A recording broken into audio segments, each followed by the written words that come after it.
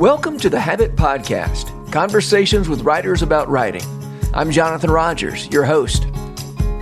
This episode is part of our special summer series called Leaving Home Stories, in which writers from the Habit membership read personal narratives on the theme of leaving home, literally or metaphorically, temporarily or permanently. Things are going to get wistful this week. S.D.G. Morgan goes back to a childhood home that has been condemned in the year since he left. Heather Cadenhead remembers a childhood home with mixed feelings. And Karen Wells tells about the end of high school, when it was time to leave home and she wasn't able to. I'm mighty proud of the writers in the Habit membership. If you like the idea of writing alongside the writers you're hearing in this series, we'd love to have you. Find out more at thehabit.co. S.D.G. Morgan, Sam to his friends, is an author and a podcaster. He's the creator of a podcast called Bammerhab, the Bible Explainer, and he's the audio engineer for Banderpod, the podcast of Bandersnatch Books. In a previous life, Sam was a filmmaker, and he received an MFA in fiction from Chatham University. Some of his shorter stuff has been published in the Louisville Review, the Writer's Chronicle, Able Muse, and the Encyclopedia of American Indian History. He posts frequently on his self-titled Substack. Sam started the following story years ago when he was working on his MFA. Here, in its latest incarnation, is Quarters 19. The Crumbling of Quarters 19, read by S.D.G. Morgan. In 2009, with the Walter Reed Army Medical Center under the taint of scandal and slated for closure, I finally returned to Quarters 19. I needed to return while I still could. I didn't know how long my old home would remain standing. As I approached Quarters 19, I noticed that many of the shady trees that I'd spent entire summers underneath were hewn down. We moved in during the summer of 1989, 80 years after Walter Reed Army Medical Center had first opened. As I entered Quarters 19 for the first time, the carpets were torn up, nails were everywhere, and strange fumes wafted around. But none of that mattered to me. My brothers and I still ran around the new house like wild men. 20 years later, I approached Quarters 19 much more slowly. My old home was completely boarded up.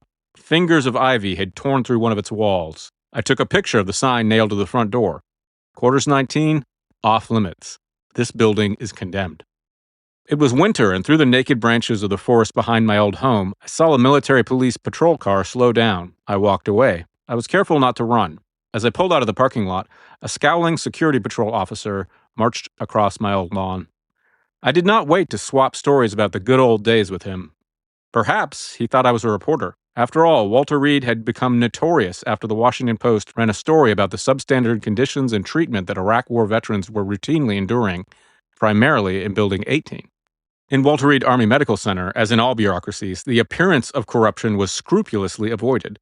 However, my family and I had already encountered the irresponsibility of this particular bureaucracy firsthand, as Quarters 19 had disintegrated all around us while we lived in it. But first, let me go back to the beginning of the story. After graduating from medical school, my father was drafted into Vietnam. A career in military medicine was not exactly what he had planned for his life, but that's what happened. My father left the military only once, in 1986, to create a private practice in California, which fell bankrupt almost instantly. Under financial pressure, he re-enlisted into the Air Force, which transferred him to the Armed Forces Institute of Pathology, usually known as AFIP. That was situated inside Walter Reed Army Medical Center. Studying skin pathology at AFIP was the pinnacle of his ambivalent career. My dad loved the honor of his new position, but he hated his commute from Rockville, Maryland, which was a D.C. suburb, so he applied for on-base housing. The waiting list was rumored to last for many years, but after less than 2 years, my dad was offered Quarters 19. Take it or leave it, but do it quickly, the housing office said. My dad accepted Quarters 19, no questions asked. He relished the idea of commuting a block and a half to work via a wooded path. His workplace, the windowless AFIP building, was designed as a kind of a castle. More precisely, it was built as a prototype structure with concrete and steel walls 6 feet thick, walls theoretically capable of withstanding an atomic blast.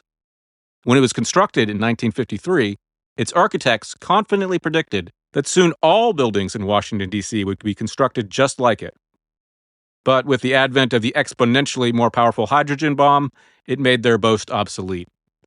My dad worked in the AFIP annex, which had the architectural luxury of windows. After all, if your building can't even withstand a hydrogen bomb, you might as well let some light seep in. My friends and I sometimes trekked to my dad's office window. He always sat alone, staring into a microscope. By the third knock, he would give a peremptory wave, and we would wander away into the strange world of the Armed Forces Medical Museum buried underneath AFIP. You could enter any time you liked, but the images inside may never leave. We wandered its dim hallways, which reeked of formaldehyde, as a kind of a dare, until our stomachs finally turned. There we saw the remains of a man suffering from elephantitis. We passed amputated limbs from the Civil War, which now float forever in their cases. We came upon a fragment of Lincoln's skull, presented like a saint's relic. The vertebrae of John Wilkes Booth and President Garfield also sat on display. If we were unmoved by the calcified fetus, the two-headed baby, the shrunken head, the mummified girl from Illinois, the mermaid fetus with Cyronomalia, then we might try and glance at the pickled example of what eating your own hair could do to a stomach, but usually we never got that far. We wouldn't pretend to play war on the days we wandered through the unearthed cemetery of the Armed Forces Medical Museum. In the 1920s, the house that would become Quarters 19 was built off of Fern Street, just another home in Shepherd's Park that would be swallowed up by the quick growth of the medical center. And in 1909, a small military hospital was opened just off Dahlia Street. It remained a small military hospital until World War I, when the wounded doughboys returning back from Europe strained the small hospital's resources to the breaking point. In barely any time at all, Walter Reed Army Medical Center's complexes exploded out to 113 acres. The medical center was named after Dr. Walter Reed, the Army medical doctor who had cured yellow fever. The original foundation for Quarters 19 was dug 3 blocks away, but it stood in the construction of AFIP, which President Truman had mandated due to the threat of biological weapons during the Korean War.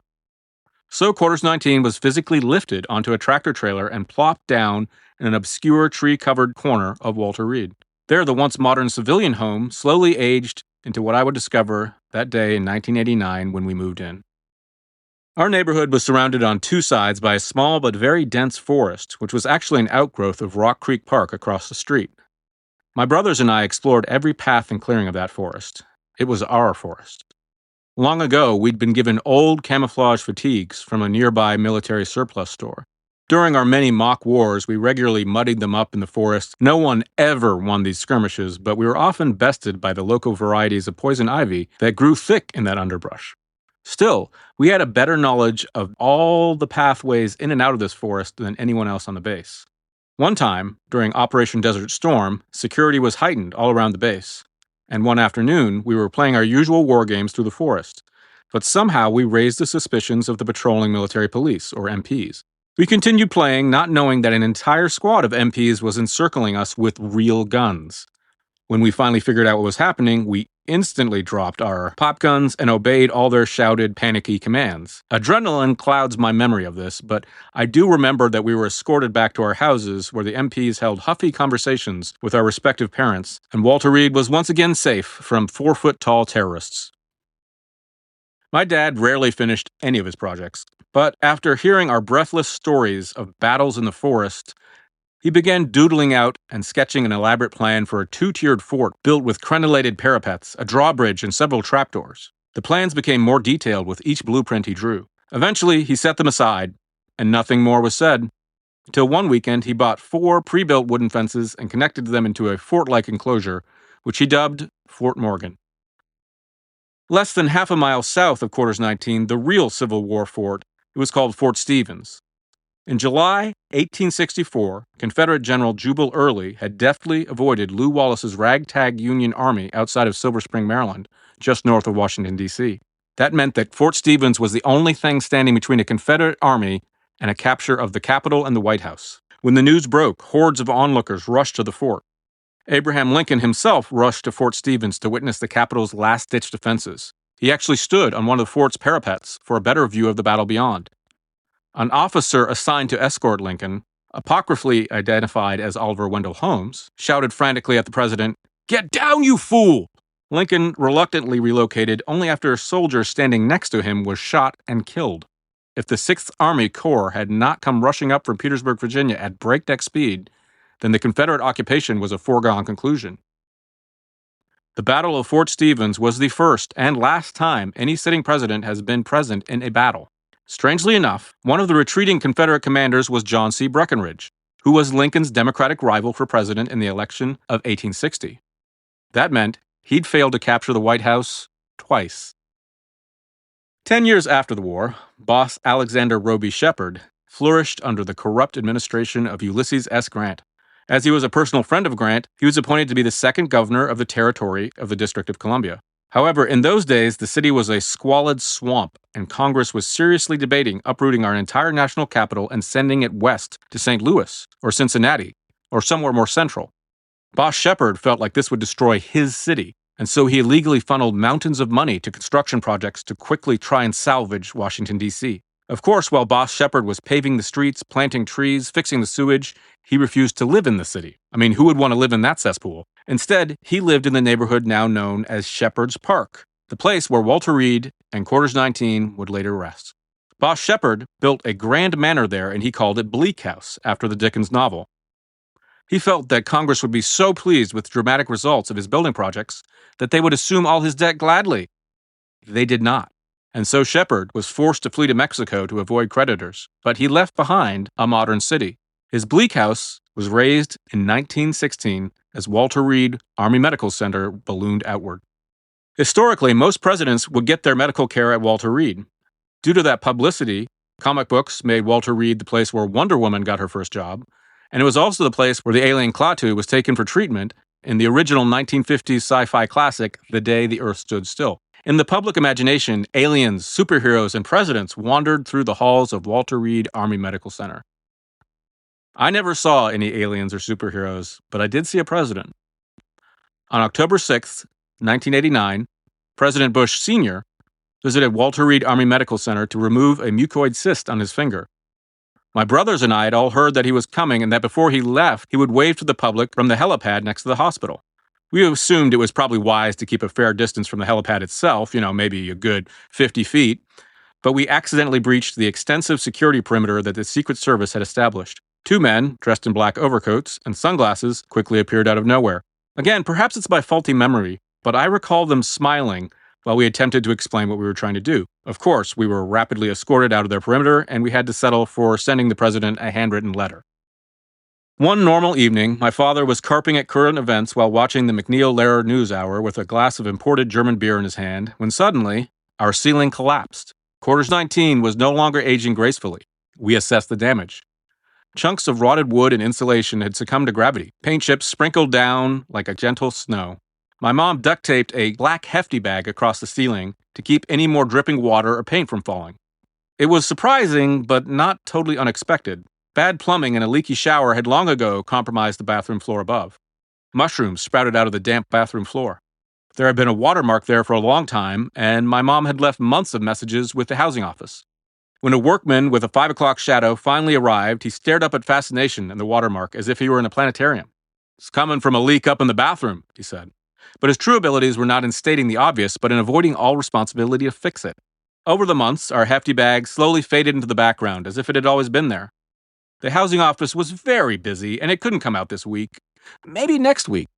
It was never really quite clear what the housing office was busy with, but it was widely known that the housing office became considerably less busy if an officer in uniform succeeded in finding their headquarters. If that officer then personally spoke with the head of the housing office, then the crowded schedule might magically clear. You see, Boss Shepard's corrupt Bleak House may have been raised in 1916, but the Walter Reed Army Medical Center housing office kept the tradition alive. With a new toddler in the house, my mom started to research the potential dangers of the lead paint used in all the quarters. She found out it was quite dangerous. She left many more messages for the housing office to ignore. My dad stoically reassured us that we were totally fine unless we were in the habit of eating paint chips. We would be perfectly safe. And yes, eating lead paint chips is hazardous to your health, but it is quite possible to ingest lead in a different way, through inhaling paint dust. For 2 years, we had pondered over the riddle, what happens when a whistle is blown and no one hears it? But no journalists were interested in the story of Walter Reed's corruption. Not then. But in 2005, as I read the Washington Post about the scandal involving Walter Reed Army Medical Center's alleged substandard care for returning soldiers from Iraq, I was not shocked. The bureaucracy in Walter Reed had encountered a bigger whistle, one that couldn't be ignored. Ultimately, the price of their apathy was the base itself. The deluge of bad press was directly connected to the military's decision to close Walter Reed permanently in 2011. But 18 years earlier, sadly, my mom's continuous efforts hit a dead end.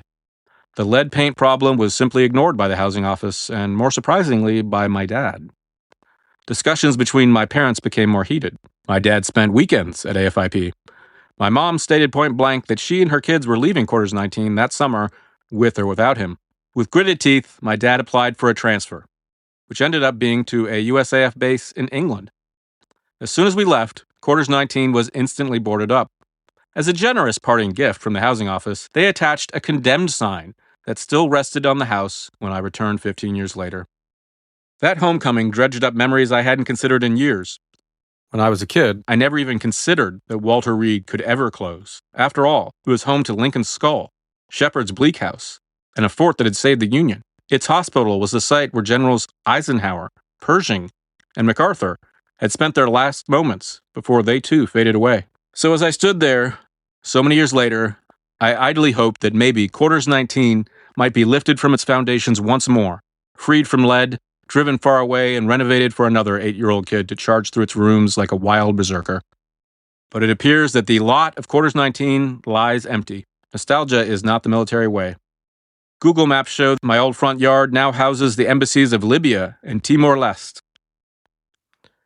But now Quarters 19 is crumbled and gone. And all the time that I spent there is just another footnote in history. S.D.G. Morgan. Can I call you Sam, or is that taking a liberty? Oh, no, please call me Sam. Okay.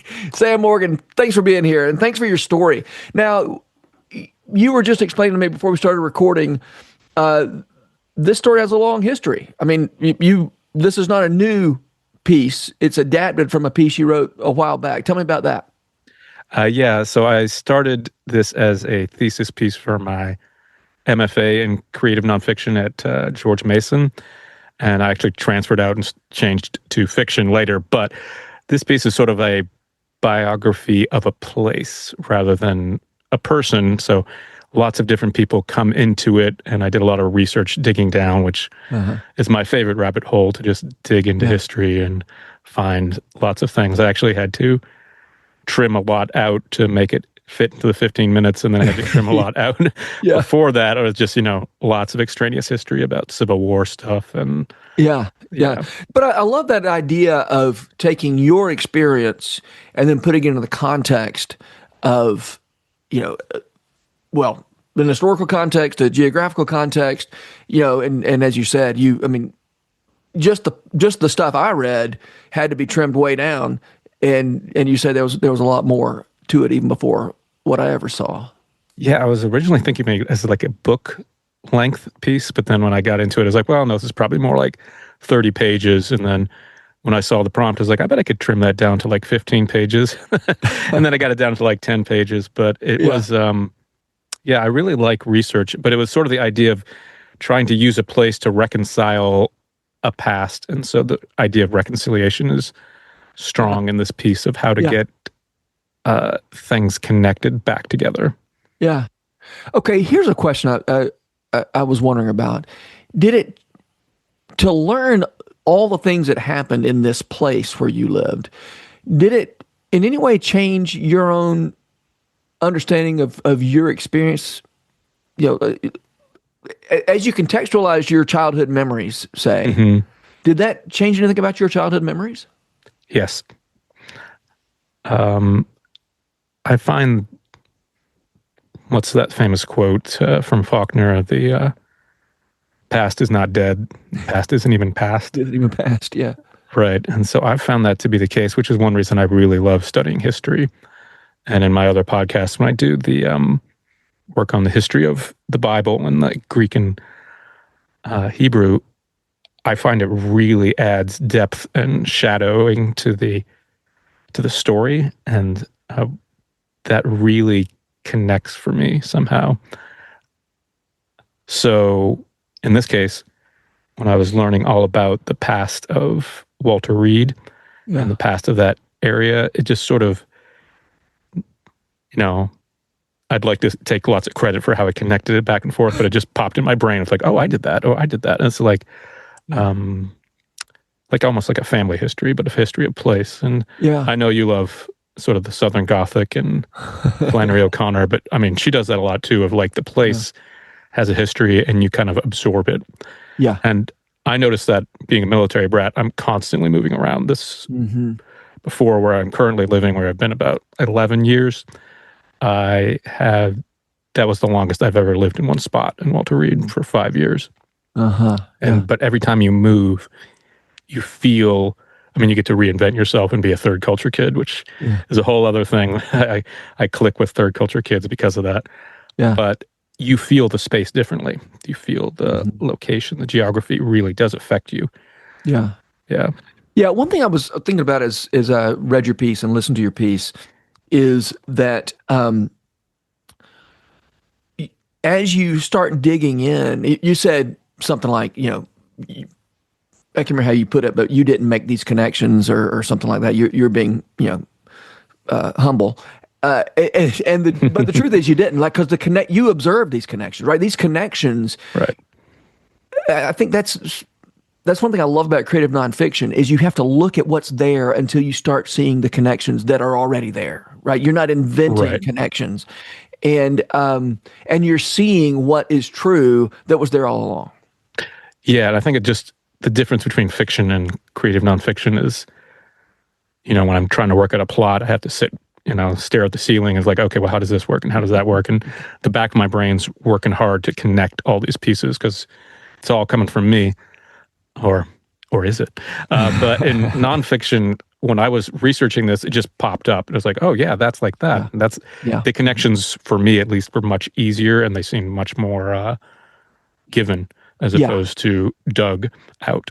Yep. So, okay, last question. How did your experience, you mentioned that you started your MFA as a creative nonfiction writer and then you moved to fiction. How has your experience as a creative nonfiction writer shaped the way you write fiction? Research. So I find that I was originally planning on being a historian. I wanted to do a doctorate in history, and I was talked out of it by several professors who had their various reasonings, but I won't go into that. But the research part really is where the ideas pop up for me in fiction, and this almost the same as creative nonfiction. So I've been told my fiction gets too dense, so I have to streamline it and just focus in on character, because when I research, I want to know all about the world. I want to know all about the place. So, what we call world building in fiction is really just kind of a type of research. Yeah. So I love research. Yeah, me too. Yeah. It's fun. And again, as we said, as you research, you start seeing connections that are equally useful in fiction as they are in nonfiction. Well, that's one reason I really like Bark of the Bog Owl was it feels researched. It feels like a place much more than other books that like. It just feels like a place, especially the alligators and it. So I imagine you have a similar thing where you're researching and it just the world comes through the research. I love it. Yeah. Every place, every outside place in the Bark of the Bog Owl exists somewhere in Georgia or Florida. I believe it. It feels like it. It feels like it's a spot, All right. Well, Sam, thanks so much. Love what you did with your Walter Reed story, and thanks for all you do. Well, thank you, and thank you for the habit. It really is nice to have. It's better than an MFA. I'll put that thing there. If you're thinking about an MFA, don't do it. Go to the habit. Well, there you go. Okay. It's cheaper, I will say that. It is way cheaper. All right. Thanks. All right. Take care. The poet Heather Cadenhead is a mainstay of the Habitation Poetry Group, one of the most active genre-specific subgroups within the Habit membership. Even when she writes prose, she's writing poetry, as you're about to hear. Here's Heather Cadenhead reading her story, Faceless. Faceless by Heather Cadenhead. That summer, my father was appointed to serve 2 churches in small-town Tennessee. Both churches shared ownership of a single parsonage. In our denomination, it wasn't unusual for one preacher to serve 2 or even 3 churches at once. That first day, a sea of strangers circled the parsonage door, waiting to let us into our new home. I enjoyed running up and down the loading ramp of the U-Haul while the youth group boys played basketball in our driveway. All day, members of both churches filed through the back door, a procession of mattresses, box springs, and cardboard boxes. Every stick of furniture came with a recommendation. Our last preacher put his TV in this corner. Should we put yours in the same spot? Sure. Whatever was good enough for the last preacher is good enough for us. It was clear that this was a home they were familiar with, a home they'd lingered over coffee in. A tall woman with tightly coiled curls introduced herself as Jan Watts, then proceeded to dig through our moving boxes. "Oh, you don't need to put my dishes away," my mother laughed, reaching for the Christmas platter in Jan Watts' hand. Jan Watts, however, was firm. "I'm not leaving until this kitchen is unpacked." How kind, I thought. That first night, I practically floated into the kitchen. Mom's back was turned to me, her arms deep in dish soap suds. Every plate, bowl, and cup we owned had been pulled from the kitchen cabinets. Hadn't Jan Watts put everything away just hours before? Mom stood over the sink, scrubbing each dish by hand. Her signature shade of lipstick, Rum Raisin by Revlon, had long since worn off. Tears fell with every swipe of her sponge. "They were just trying to be nice," Dad told her. "These cabinets are filthy," Mom said. "Now my dishes are filthy."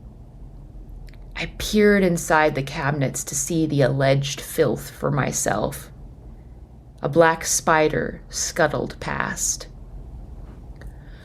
While church members took over the parsonage, another group in town kept their distance. An old order Amish community.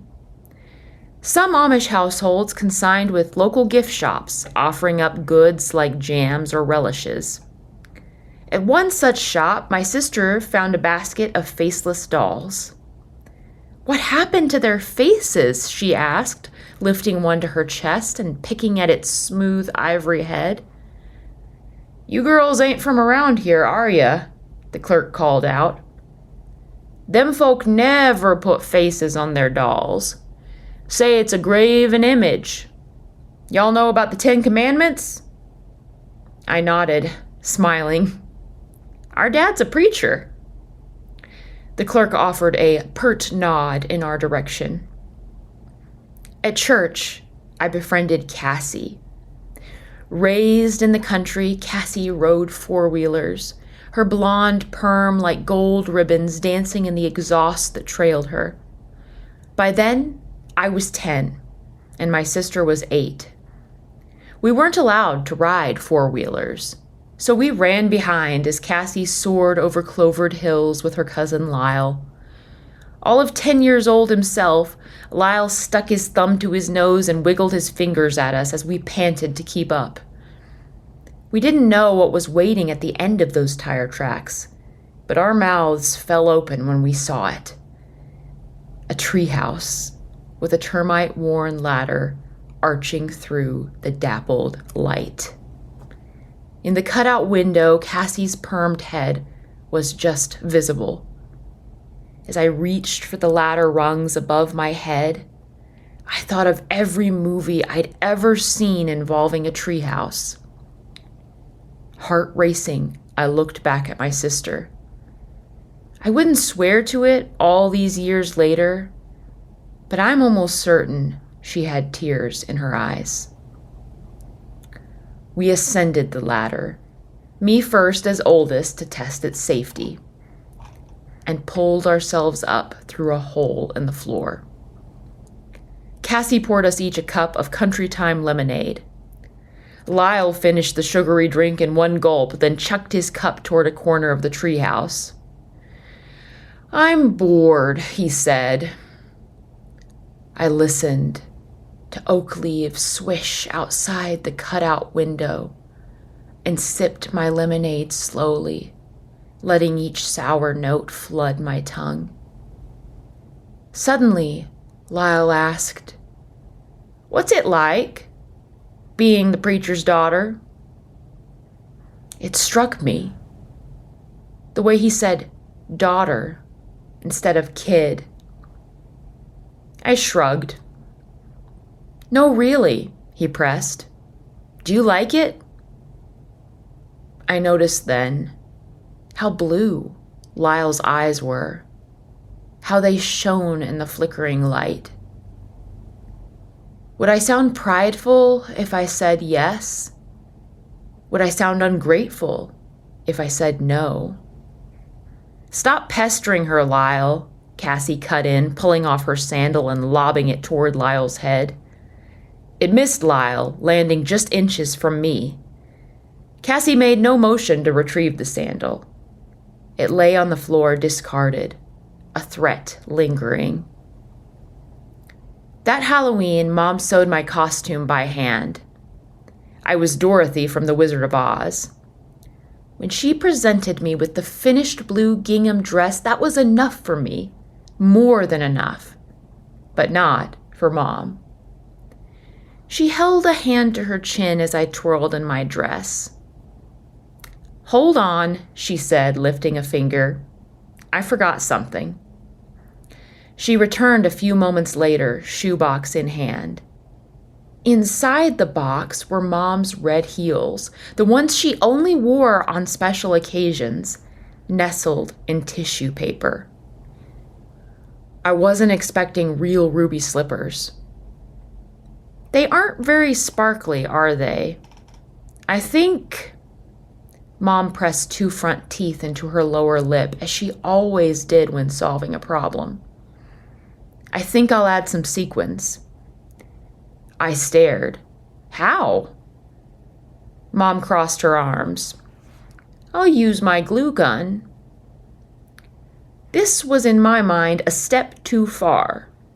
"That will ruin your shoes," I cried. Mom smiled. "I never wear these anyway." At Walmart in the craft aisle, Mom carefully inspected the selection of sequins. Meanwhile, my sister and I clapped through round after round of Say, Little Playmate, increasing our speed each time.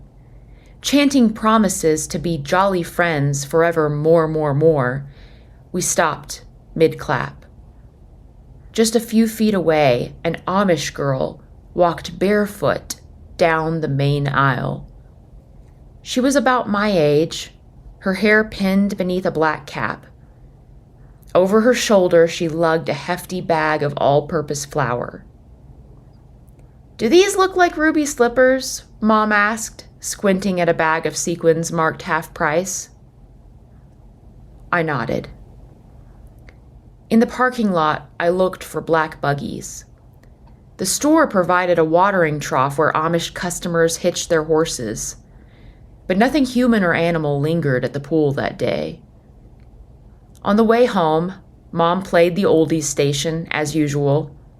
As the traffic light ahead turned yellow, Mom tapped a sneaker against the brake, singing along with Diana Ross and the Supremes. My sister joined in, our minivan slowing beside a horse and buggy. The bearded driver looked straight ahead, the mare's eyes obscured by blinders. I looked past the driver for any sign of the barefoot girl, but I never saw her again. A few weeks after Christmas, Dad called me into the kitchen. I climbed down from the top bunk, bones stiff from another night of starless cold. My sister was already at the counter, tipping a glass of 2% milk to her lips. Ever one to drag out a surprise, Dad paced the kitchen for a minute or so, grinning. I stood in front of the gas wall heater, its metal grate red hot, willing my frozen back to melt. Mom breezed by in her floral robe, her hands hovering over the heat for only a second or two. At Mom's appearance, Dad could no longer hold in the news. How'd you like to go home, girls? I moved closer to the gas heater. We are home, aren't we? Dad glanced in Mom's direction. The sale of our old house fell through, Mom explained. The buyer failed to close. I didn't know what any of those words meant. I only saw the way that Dad's hazel eyes shone as he leaned toward Mom for a kiss. Outside the kitchen window, a cardinal landed on a pine branch. That single motion released a soft stream of snow. Dad poured a glass of milk for me, then patted the counter. I held my hands near the hot grate for a moment longer, then made my way to the vacant bar stool. I thought of the church bazaar, with its fried hand pies and baptized the preacher dunking booth. I'd been looking forward to the next one. I thought of Lyle, the way he still called me Dorothy months after Halloween. I thought of Jan Watts and wondered if she'd insist on helping us pack. Tilting the milk to my lips, I listened to the trickle of snowmelt through branches. "Girls," Mom whispered. "A cardinal." I lifted my chin to follow her gaze. All at once, the cardinal flew toward daylight. Heather Cadenhead, thank you for being here. Thank you for sharing your story with us. I loved it so much.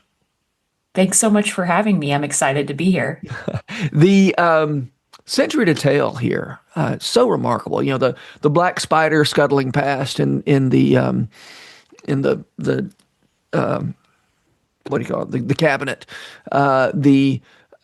Your mother's tears as she's wiping down this the dishes, the sequins on your Dorothy shoes. I don't know what the question. I mean, I don't know what the question is. I want to talk. I would like to hear you talk about it, but what you were doing with the imagery here. It felt to me like you were really trusting the sensory here to carry a lot of the freight. I think that was my goal when I was writing it. I think there were a lot of emotions in this story that felt easier to unpack with sensory detail than with spelling it out a little more. And so I think in some ways, I know there's the rule, the adage about, show, don't tell. But I think I also really, really wanted to show, not tell, just because I felt like there was so much in there I couldn't even put into words that was almost kind of ineffable in some ways. Yeah. I do think, I'm sure we've talked about this before, to evoke emotion, speaking directly about emotion doesn't usually get you there. And the example I always give is if you talk about sadness, you might evoke pity from the reader, but you're probably not going to evoke sadness.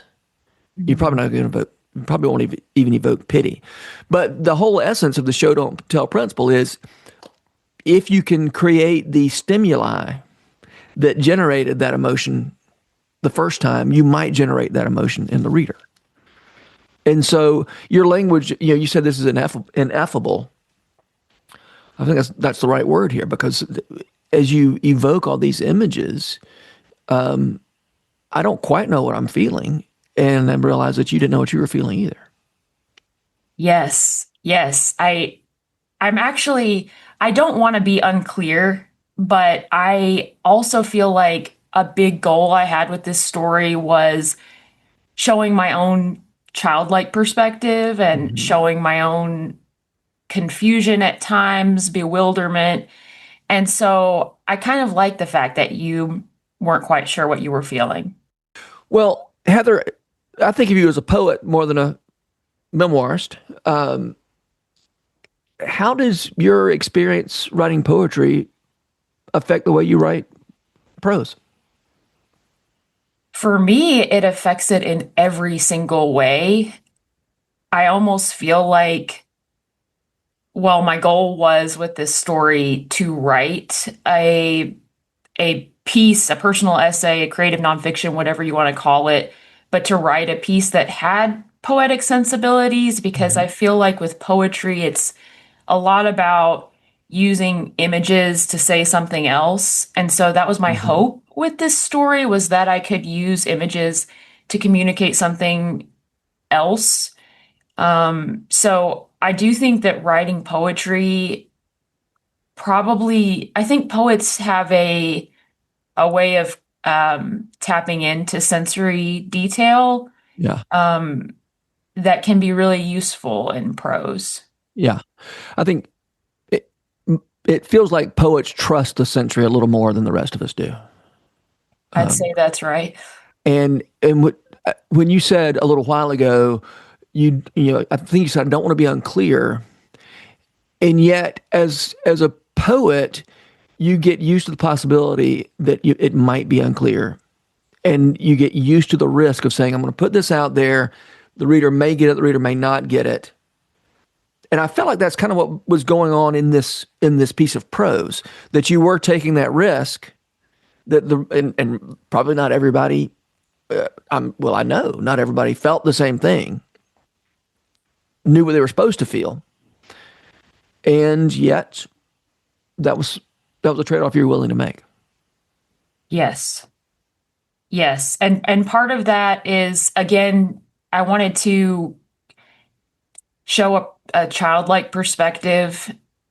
And then also part of it is just, some of it isn't my story. Some of it is, my parents' story or my family's story. And how do you tell something that felt deeply important to you as a child, but that isn't fully your story to tell? Yeah. And so I think that was a big reason I also wanted to tap into the poetic side of myself as a storyteller, and lean on those elements too. Yeah. You mentioned a child's perspective.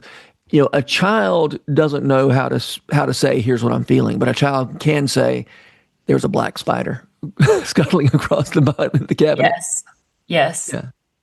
And that child knows how, it feels when you see, your mother make this huge sacrifice, kind of taking her one good pair of shoes and being willing to essentially destroy them just so you can have the Halloween costume that you wanted to have. Yeah. Yeah. Well, Heather, like I said, I love what you've done here. I love your poems too, and keep it up. Thanks for being here. Thank you so much, Jonathan. It was a pleasure. Karen Wells cut her writerly teeth as a journalist, but in recent years, she's been writing for children.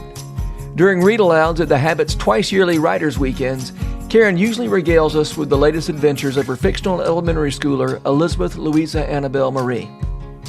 Karen's leaving home story is less lighthearted than her juvenile fiction, but ultimately it's hopeful. Here's Karen Wells reading Left Behind. On the third floor of the high school, I was reshelving books in the library where I volunteered during study hall. Approaching the large bank of windows, I glanced over at my house across the street from the school, as I often did. It was the last few days of October. The grayness of a Chicago winter was already dissolving any glimpse of color in the landscape. I stopped suddenly. An ambulance had pulled into our driveway, red lights flashing. Other than the glaring emergency lights, it appeared that everything within sight had flattened into a still life photograph, nothing moving but a few meandering cars. A sob uttered involuntarily from deep within me. The normally busy library abruptly silenced except for a few freshman girls giggling over the odd noise they heard, unaware of what pain caused it, and soon were chittering over the cover of the 17 magazine once again. All the air was sucked out of the room. I couldn't breathe for a moment or two. I didn't want to. I dropped on the windowsill 3 hardback books about maps that I'd been carrying back to the shelf where they belonged, between atlases and extraterrestrial worlds. The books fell open, the colorful pages swaying back and forth, trying to find one's place in the story. I leaned up against the heating register by the big fixed glass window. Only cold air was blowing out of the vents. No one had to tell me. It was my grandmother, I was sure of it. She lived with us in a little first-floor bedroom from before I was born and took care of my 3 brothers and me. Oh, please, dear God, not today. Earlier this morning, she was uncharacteristically sleeping when I was heading out for school. Reluctant to disturb her, I left without kissing her goodbye, and now she was leaving home. Taking the risk of being caught without a pass, I snuck over to the house during my 20-minute lunch period. No one was there, the front door oddly ajar, everything left out, Mom's half-drunk coffee cup abandoned on the counter, as if the rapture took place without me. I turned off the kitchen lights and put the milk back in the fridge. Later that night, Mom confided in me that despite an apparent heart attack, my gentle grandmother, tough as nails when she needed to be, had fought off the ambulance attendants to the best of her abilities. Going to the hospital meant only one thing to someone her age. Had I been there, I would have helped her fight. She lingered for a day or 2 in the hospital room just 3 miles from our house, a quick 10-minute drive. I was desperate to visit her, but I was 16, and children at that time were not allowed. She was not coming home again. She was here, and then she wasn't. She was going home, just as she had told me when I was a little girl. It was weeks before I could even open the door and enter her empty room just off the kitchen. It still smelled like the mentholatum ointment in the little green jar she rubbed on her aching, arthritic legs. I half expected to see her sitting at her sewing machine, working on a dress for Mom, but she was not here. I expected silence and a void, yet that space was crowded with conversations and laughters and memories together on ordinary days, while she stitched and I read books on her little day couch. I remember her replying more than once to my incessant questions. Well, sometimes we just have to trust the Lord about that. She had done that kind of homework far too many times in her life. Even then, she had prepared me years before for the occasion of her departure. You know I'll be with Jesus. I don't want a funeral. I want a party. My rheumatism won't be hurting anymore. But I never expected it to be this soon. That faraway someday had come. For months afterwards, when I came in our front door after school, I called out, "I'm home," just like I always had. No one answered back. She loved me just by always being there. Too many goodbyes had come in rapid succession. Already that August, my beloved big brother Bobby left home for a small college in the middle of Indiana cornfields. He was my buddy, just 2 years older, who drove me to McDonald's with him 1,000,000 times and never complained when I ate all his fries. He was gone. I missed him, but I knew it was time for him to move on. I was just grateful he was going to college instead of Vietnam like so many of his friends impacted by the escalation of the war. Some of them never returned. They left home reluctantly, knowing to their right and their left someone would not be coming home again. The anti-war protests and civil rights riots rocked our country. The draft lottery hovered. It was inconceivable that this horrifying war would not be over until my own class graduated from college. A few years prior, my dad uprooted us to take a promising job in Chicago, not realizing how much hinged on that decision, because once we moved, that job suddenly evaporated and no one was knocking on his door. Mom began teaching fledgling violin students, squawking away in our living room before and after school to keep food on our table. Mom hung clothes and towels in the basement to avoid running the dryer. I even caught sight of my grandmother diluting gallon jugs of milk with water and powdered milk to stretch it out a few more days. I don't think my younger brothers were even aware. When my grandmother suddenly passed, my parents could barely scrape together the funds to bury her. We drove our station wagon all the way through the night to a cemetery in Fort Worth and back again. When we returned, pieces started unraveling and falling off. Dad was busy trying to drum up work and starting his own business. Mom kept her violin students coming one after another. There was not even enough time to cry. Sometimes Mom was so exhausted I would find her laying on the living room floor, sound asleep in the middle of the day. We ate a lot of generic macaroni and cheese and Chef Boyardee heated on the stovetop. I miss waking in the middle of the night to the smell of brownies my grandmother baked when she couldn't sleep. No sense just lying there. Might as well do something. Senior year, as my friends were applying to colleges, it became obvious I could not. Money was dwindling. I cut a piece of shirt cardboard to cover the hole in the bottom of my shoe. My older brother withdrew from college, married his girlfriend, and began working. I needed to make other plans. I would not be leaving home like everyone else. I wasn't going anywhere except commuting to a local community college 45 minutes away and working. Shortly before graduation, my English teacher, Mrs. Todd, asked our class their plans for what was next. I slunk down in my seat, praying the bell would ring before she got to me. She was a harsh taskmaster, never hesitating to demean, and I was convinced not able to spell the word mercy. I was often the recipient of her barbed, poisonous darts. I was not the teacher pet, but her target. And you, she pointed to me with her stubby index fingers, apparently an evil villain with her dyed black hair and dark, thick glasses. Where do you think you'll be going? In a quiet voice, I replied with the name of the community college, Harper. Harvard? She guffawed, and with a venom-laced voice said, You wish. The bell rang. In her eyes, it was not just the end of class, but the end of my road, the end of my rope, and the end of my hope. That summer, I worked 2 part-time jobs, while most of my friends worked on their tans and got ready to leave home for college. I attended goodbye parties as a bystander. As they scattered across the states, I was left behind, aching to join them in those mystical, hallowed halls of academia. But that was their story, not mine. Circumstances stood in my way. God was turning me in another direction. He was unfolding something different for me. I just didn't know what that was.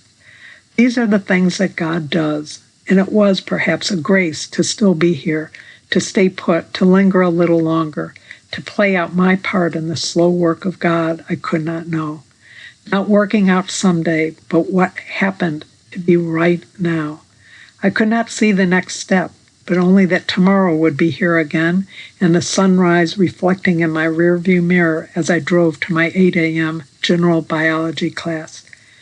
I would not have chosen this unpaved back road with no directional signs, but it's where I found myself, commuting to school in my mom's pale yellow Fairlane sedan without a radio, trudging through the required courses I would need later, doing homework during breaks at work, and sleeping in the library when I had a few minutes.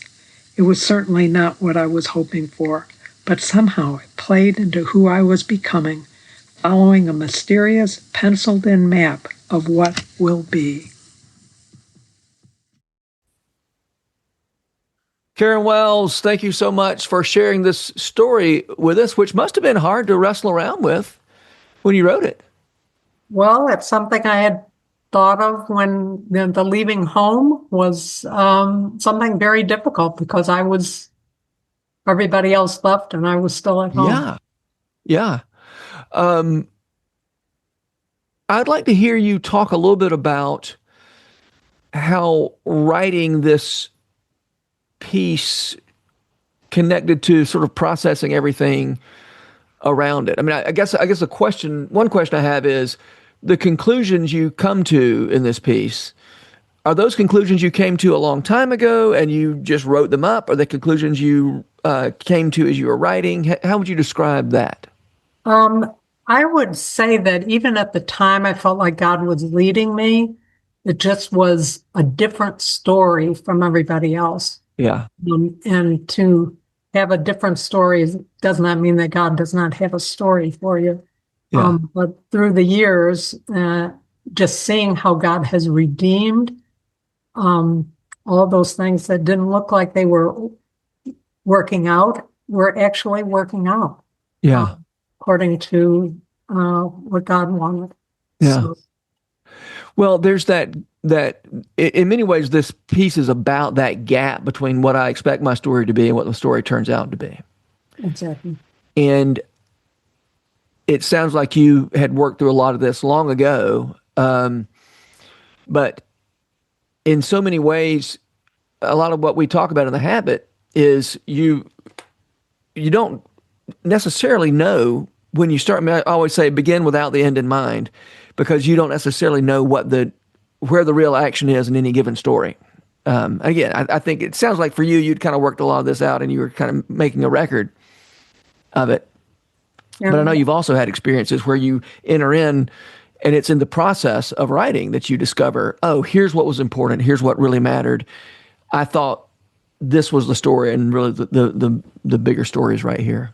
Right. And it was at that time, I couldn't see from there what God had up his sleeve.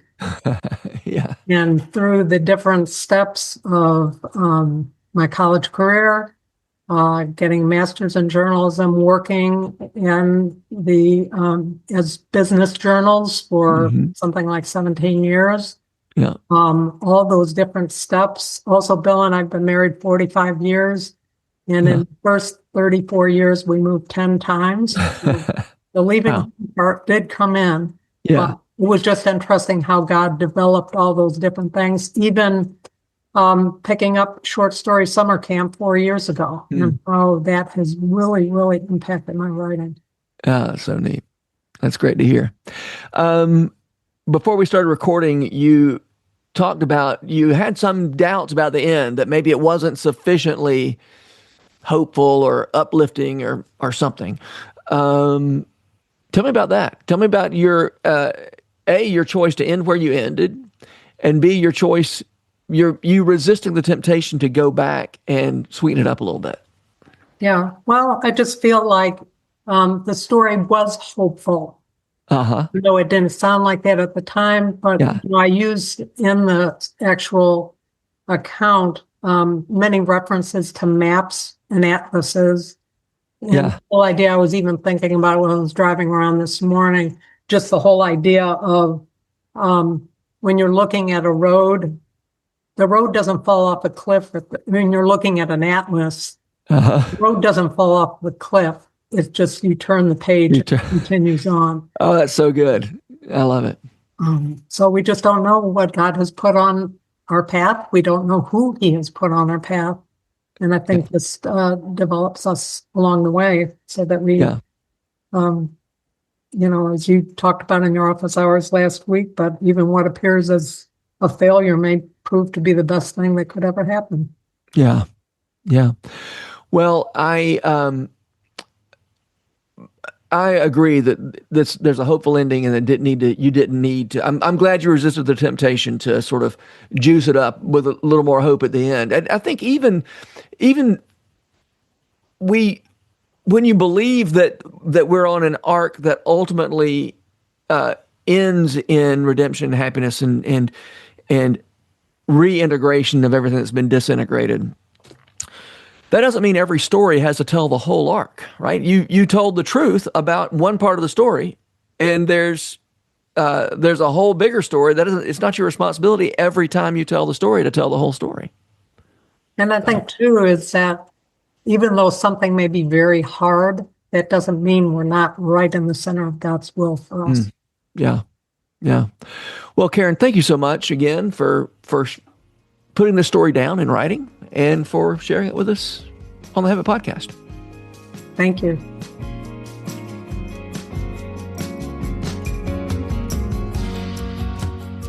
The Habit Podcast is brought to you by The Rabbit Room, where art nourishes community and community nourishes art. You can support their work, including this podcast, by becoming a member. Visit rabbitroom.com/membership. Special thanks as well to Taylor Leonard for letting us use her song Diamonds as the theme music for the Habit Podcast. You can learn more about Taylor and follow her work at taylorleonard.com. The Habit membership is a library of resources for writers by me, Jonathan Rogers.